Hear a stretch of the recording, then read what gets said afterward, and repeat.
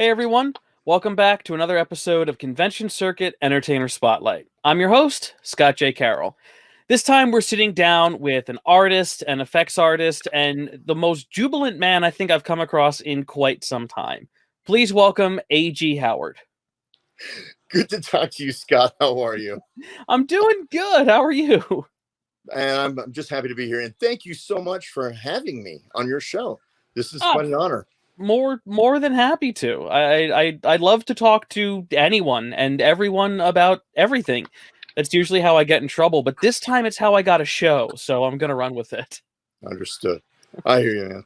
Um, this is amazing. You allowed me the ability to look at some of your earlier broadcasts, and man, you got it going on. Well, that's a compliment, and I don't know how to take that. It's confusing, so I'm gonna move on and deflect that. So, AG, Yes, sir. tell us a little bit about yourself. I'm the lead artist at Howard Art Studios. It's a tri-head. We do photo retouch and restoration of older, serious, damaged photos. I am an illustrator, lightly published. It's been a long time coming. I do airbrush painting, kind of lazily on that. I switched back to acrylics, did oils in the past, but didn't find real favor in it. Might pick them up later. And then the third head of this hydra is special effects makeup. It's theatrical. Now, when I say special effects makeup, it is to that degree that if you have a theater production, it's makeup for character development and design. I was allowed through good friends like Brendan and Alan and Joe, and some people on the convention circuit, to bring across theatrical techniques to be able to help cosplayers, be able to enhance their look or to fix a kid or what have you on the convention floor. And it dovetailed perfectly. I'm able to do some haunt effects for them, bring something a little extra special when they're at some place like MCFC. That's going to happen this November. Very excited. After 2 years of being shut down, here we go. Yeah, and I'm hoping people will come out in droves, frothing at the mouth, excited, dragging their young ones and their old ones and whatever they got hidden in their closets, and have some fun, because by God, I think we've earned it. I agree. We absolutely have. And you do bring a really interesting aspect to this conversation, because you mentioned effects for theater, for character. Yes, sir. And I myself am a character actor. And one of the things I've always said is, when I'm building a character, the character isn't completely in place until the costume and the makeup are there. Once those last few bits are there, all the last parts kind of click. Amazing. We're talking theater talk, because on my side, I can do the sculpting and the casting and, but silicone, latex, it doesn't matter to me. Once I create the elements, the goofy teeth, the wonky brow, and, I've got the things frothing there for you. My friends, Mandy, George, and she's my seamstress. She'll, do the elaborate items, and you'll see, if you check out my Facebook page, you'll see we've got a Beauty and a Beast character exactly like this.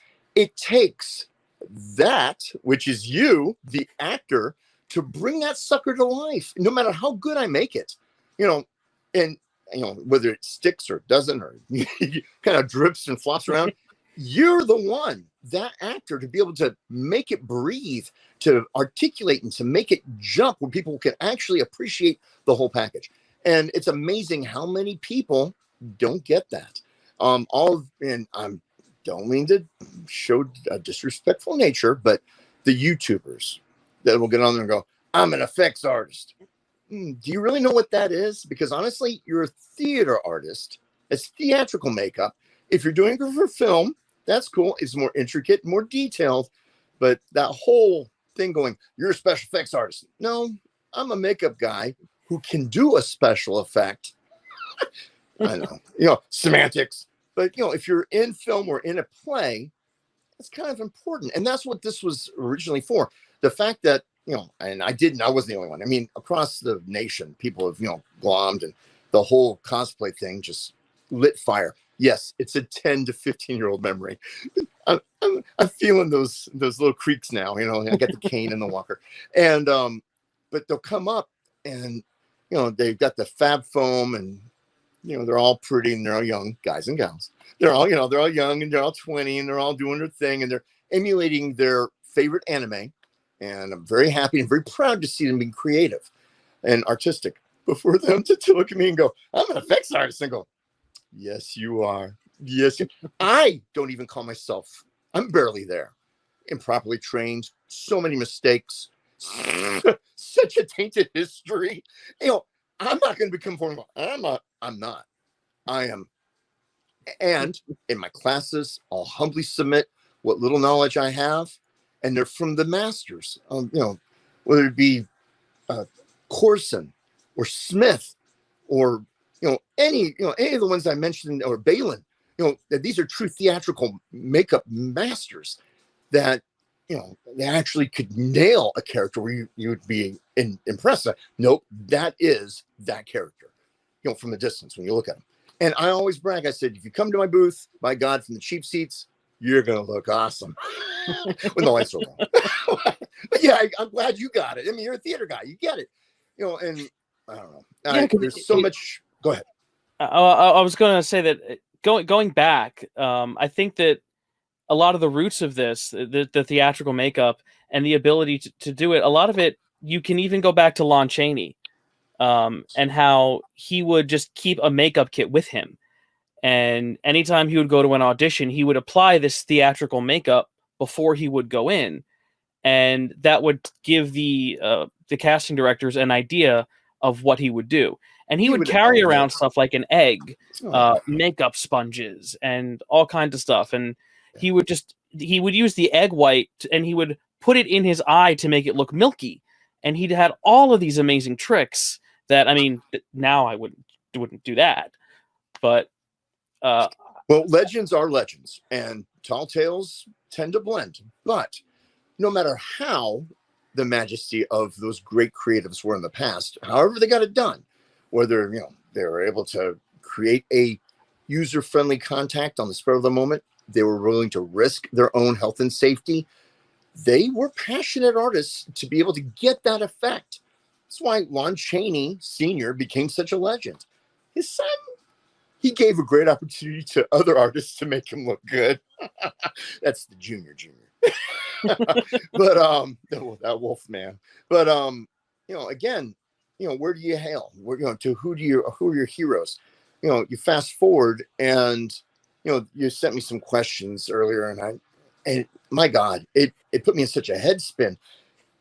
I went through some personal tragedy recently, and I had to force myself to remember. It's like, oh man, wow. But then again, it's not hard for me. I forgot I could sculpt. Stop. I'm not kidding, dude. Twice. Things seem to kind of float easily through there. So, but anyway, I was going to say the makeup masters now, that I look back and go, oh my God, they're ancient. Rick Baker, Tom Savini, those are the ones I look at. Rob Bottin, Bottin. Whatever, he's gone. I mean, he left. People are like, oh, well, he's still doing work, and they're fussing, and whatever he got side work or not, it didn't matter. The fact that they impressed a generation with their ability to do effects and tell a story, that's the bottom line, to illustrate a great tale, to make the actors look good. Where are you? You're over here. Okay. To make the actors look good. That's what it was all about. They're behind the scene guys. And it was the fact that they're able to do the effects that the press went nuts over that made this a thing. Thanks, Face Off, right? What a great cable show. But it put some of the names on our tongues, and suddenly, everybody wanted to be in the spotlight. And God love you, I'm not that interesting. Just not. Now my work, I was like, well, can you look at my work? And people go, oh, and they come by the booth, and I try to get them to look at the book, and when I open my book, yeah, this is stuff I do. And they go, oh, and they're looking at the lights and stuff like, oh, yeah, you're not here for makeup. I don't know why you're here. But, now I sell a few items, to try to help. I got little fake blood and teeth and whatever, bits and drabs, some of my art. I try to make it a little con friendly. So, Well, speaking of some of your work, you were actually kind enough to send us a video. So why don't we take a look at that so we can see some examples of some of the stuff you've done, so we can see what we're talking about. sure. Oh, thank you for showing it. All right. Right.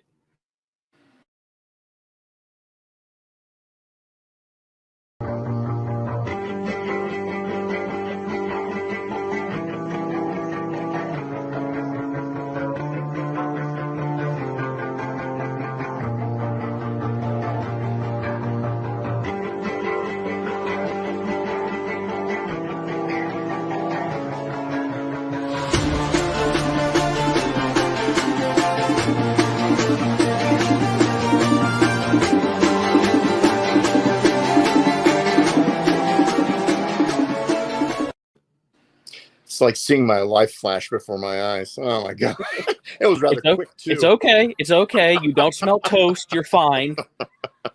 Yeah, you'll find that on my Facebook page. And people are like, why don't you have a professional page? I'm not. I mean, God love you.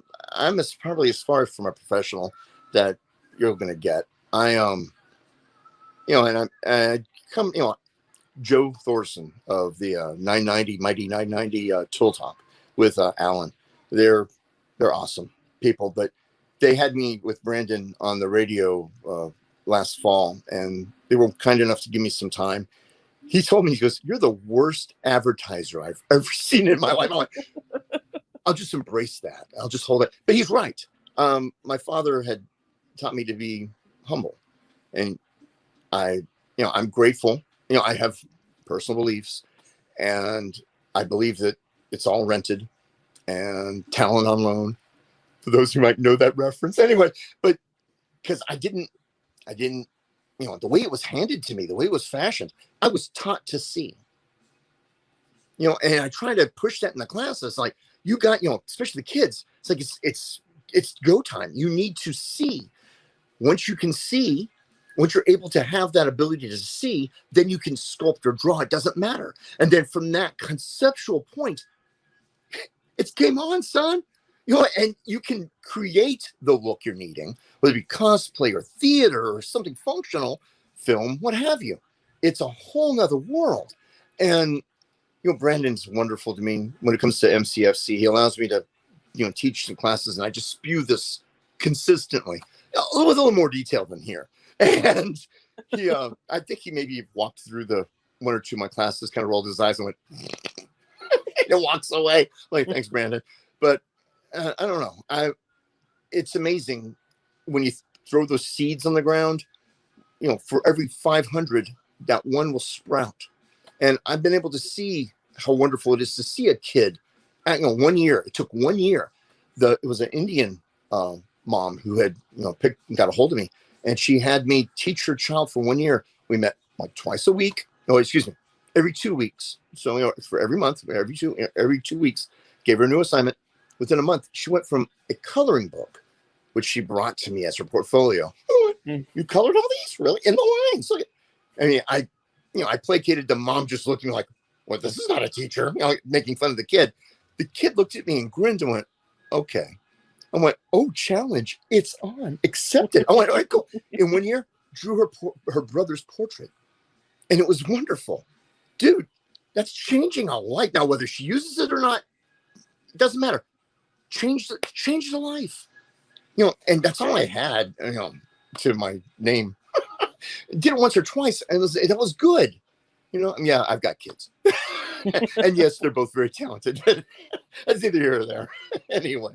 You bring up a really good point, and it's one of those things that I believe that everybody should invest in their own art in some way. Everybody should find some kind of art that they like. And even if, like you said, it's just one person that you help them to see it and help it blossom, it does change their life. It is something that helps them grow. Change your life. It'll change your life. It will. You have no idea. I mean, the excitement to be able to say, like let's say in acting, all right? If you were to, and I know you probably have, you teach somebody and they can actually get it, that the synapse I connect, you make that meeting, that moment, and they go, and you've inspired. The most humbling moment happened at MCFC. Not this last one, the one before last, I think. This grown man shows up. I'm setting the booth, fussing, doing my stupid stuff and trying to get things set up. And he shows up behind me, and he kind of puts his hand on my thing. I don't like people touching me. So, I react. I'm like, doing a little bit. And he introduces himself. I'm a blank. I'm shaking and saying, okay, nice to meet you. And he tells me the story on how me, with a bunch of muckalucks I knew cartoonist-wise, back almost 20 years ago, had influenced him to become this fantastic Disney illustrator. I was like, what? Dude. I mean, and he's magnificent. And I follow him on Instagram if you want to. Anyway, you get what I'm saying now, but I was just like, and he's awesome. I was like, oh my God. You never know. And so because you never know, you got to make it positive. Because, dude, when you're sucking dirt and the daisies are pushing up and the worms are going, oh, God, he's tasty. What do you got, hopefully they'll go, Scott was a good man. We flipped a page. A very, very good man. You put a lot of berries in there, depending on how much you got to spend time. Very, very, very good.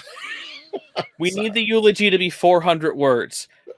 Very, very, Mine very, very. Pop-up. Mine had very, a pop-up. I was on the. That's not good for. Okay, there's a priest here. Oh, sorry. Okay, how about that one?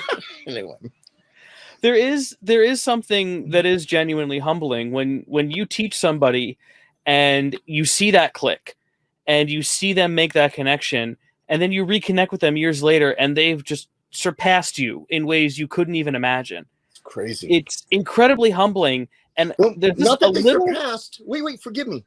For me, make your point though. I wanted to make sure you knew it wasn't that he surpassed me. That was beautiful, but that wasn't the humbling part. But go.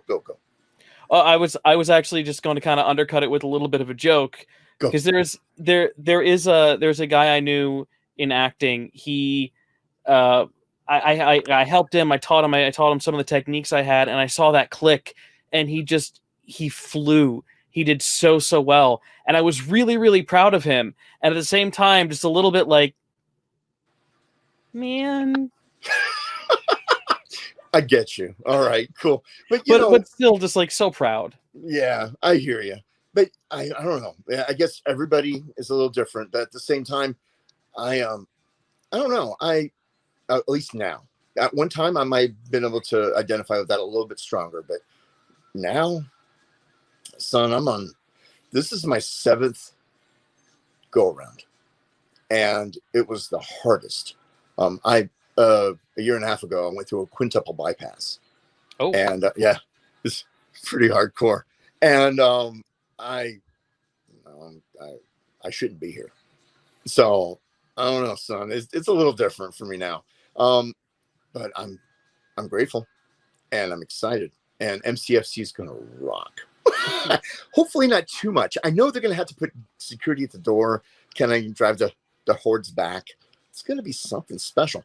I mean, just looking at how things are populating now in the parks and in the stores, people are going on the interstates. They're driving stupid. Oh, like, if we don't thin the herd from COVID, they're going to thin the herd themselves.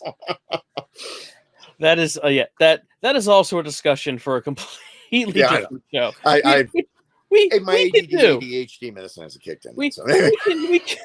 We can do that one later. Okay, fair enough. But thanks for inviting me back. Go ahead. Sorry, Scott.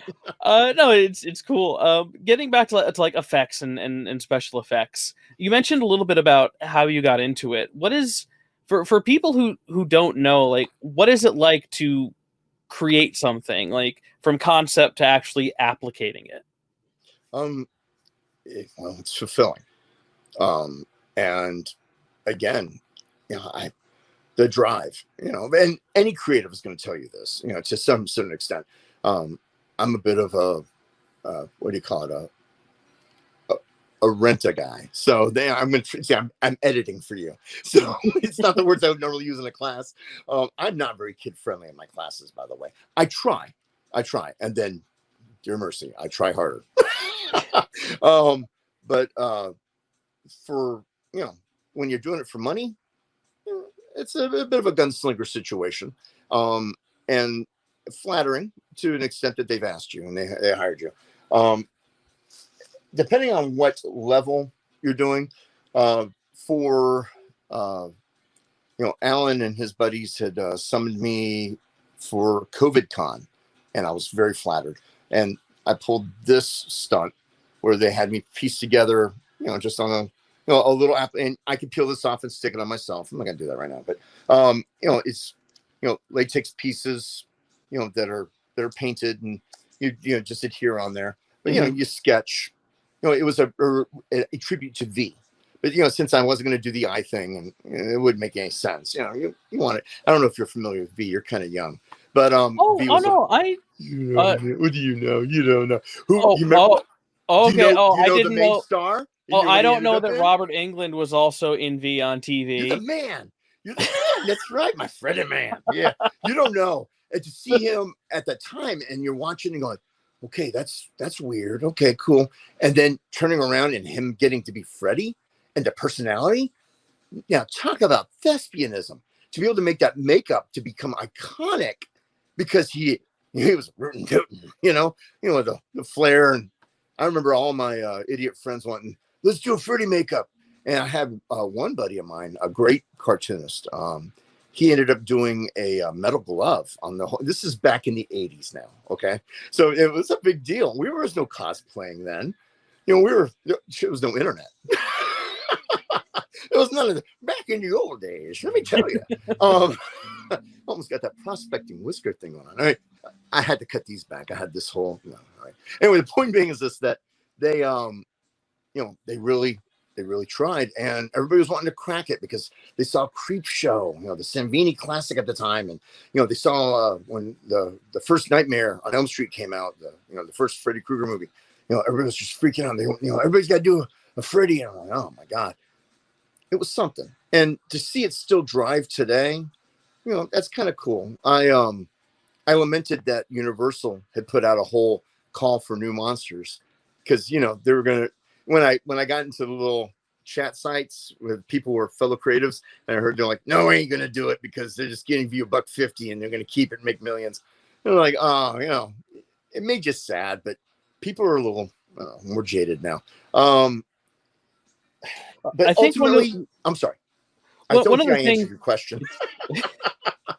It's okay. We'll it's a satisfying process. Yes. And from where I picked it up, from where I derived it, it was my father's and mother's influence. They're both very creative, and the refinement of having somebody to teach me to see, I took it to a different arena, and I just ran with it, airbrushing for many, many, many years. And then, having my love of movie making, and, through the process of learning film and theater, and knowing that the fantastic characters would have to be created. And I just found it came easy for me. Dick Smith, his courses always to be respected. But again, the names I mentioned earlier, Corson and Balin, they both also were very creative in theater. Then, of course, you try to shadow and pick up the books of the names I've mentioned, and you try to follow and respect those artists accordingly. That didn't even do it. And in conclusion, go ahead. There will be a test at the end, students. Dude, I will pontificate all day long. Yes, you will. I got all kinds of rubber heads here and stuff. Whatever you holler if you want to see stuff, or you can see it on my website too, or the Facebook thing. Whatever. Yeah, we'll do a tour of that, because that is something I do want to see. Well, one of the things I do want to ask is, nowadays there's the consistent debate about practical versus CG. Yeah. And I have always been in the camp of practical makeup. And like you mentioned, the makeup on Robert Englund in the Nightmare on Elm Street, it still holds up, because it still looks great. And coming from that, Kevin Yeager was the artist who created that, and I follow him now. And to this very day, he broke out the old molds and did a silicone version of the original Freddy makeup. To me, it was just like, it was a scintillating treat. I was like, oh God, that was amazing. But again, in silicone, it lost something. There's some. I'm a latex guy. I will, I have had friends help me with silicone processes, and I respect it. But I don't know, just about, again, I don't know. But yeah, Kevin Yeager was an amazing artist. Is an amazing artist, and his shop's still running very hard. Yeah, I think that personally, I know from my end, practical has always looked just better overall. And do you feel that at any point practical is going to just disappear in lieu of CG, or is there always Never. going to be a spot for practical? Always. They have now developed where practical will be actually a groundwork. If it's not set up and created and filmed, lit, and acted with in set to be used, it'll be the basis upon which they will then digitally overlay lightly, even if it's just a little twinkle or a tiny effect, or the whole thing replaced. It gives them a starting point for which, not only was it worth having in camera, it will make it an amazing effect. Because at the end of the day, when you're delighted and you paid that $1.50 plus popcorn, that's the end game. And they want your money, son. So it will never go away. Now, to what extent it'll be used, directors and producers and companies will decide. You hit on something that I want to talk about. I want to talk about it Please. So much more, especially with the remake of the, not remake, but prequel of The Thing. But I'm being told we don't have the time because we have to wrap up. I love that movie so much. I know everybody had problems with it. And I remember when it first came out, I went, that's a prequel. And my children looked at me, because you can imagine how they were raised. They went, no, daddy, that ain't that. They don't speak like that. They're very, very well spoken. Yeah. But I'm in Memphis. So, daddy, that ain't right. That ain't no prequel. My daughter was quiet, and she just kind of looked at me and went, we'll see. And when it came out, I was like, I was so happy. I was happy because even if it had fails in it, it didn't matter. They did it. And to me, today, that's what makes it worth it. They did a strike. They did it. Boom. So, sorry. And this is something we can absolutely go into more next time, because I would love to have you back. There's so much more I want to talk about. Really? Thank you. Yeah. Oh my God. Jiggle the handle. This one's gone. I sent you a list of like 8 questions, and we answered one of them, so we have to have you back. So in the meantime, AG, where can people see you? Where can they find your stuff? MCFC. That's it. I'm going to black out. There'll be nothing. Goodbye. Goodbye. Fair enough. Any ray of sunshine again, MCFC.